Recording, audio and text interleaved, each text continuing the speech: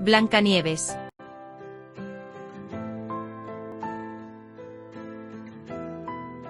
Había una vez una princesa llamada Blancanieves, que vivía en un castillo con su madrastra, la reina malvada. La reina malvada era vanidosa y envidiosa, y siempre consultaba a su espejo mágico quién era la más hermosa del reino. Un día, el espejo respondió que Blancanieves era la más bella de todas. Enojada por esta respuesta, la reina malvada decidió deshacerse de Blancanieves. Ordenó a un cazador llevar a Blancanieves al bosque y matarla, trayendo su corazón como prueba. Pero el cazador, conmovido por la inocencia de Blancanieves, no pudo hacerle daño y la dejó escapar. Blancanieves se adentró en el bosque y encontró una pequeña cabaña, donde vivían 7 enanitos.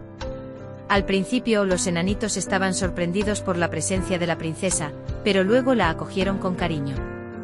Blancanieves comenzó a vivir con ellos y se encargaba de las labores del hogar mientras los enanitos trabajaban en las minas. Mientras tanto, la reina malvada descubrió que Blancanieves seguía viva y decidió tomar medidas drásticas.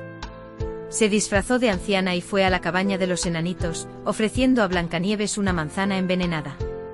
Blancanieves, ingenua, cayó en la trampa y comió la manzana, cayendo en un profundo sueño.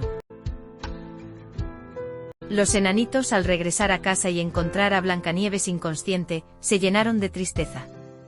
La colocaron en un ataúd de cristal en el bosque, donde permaneció dormida durante mucho tiempo.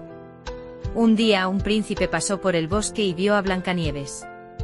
Quedó tan cautivado por su belleza que decidió despertarla con un beso de amor verdadero. El beso del príncipe rompió el hechizo y Blancanieves despertó. Los enanitos y el príncipe celebraron su regreso y la llevaron de vuelta al castillo, donde la reina malvada ya no reinaba.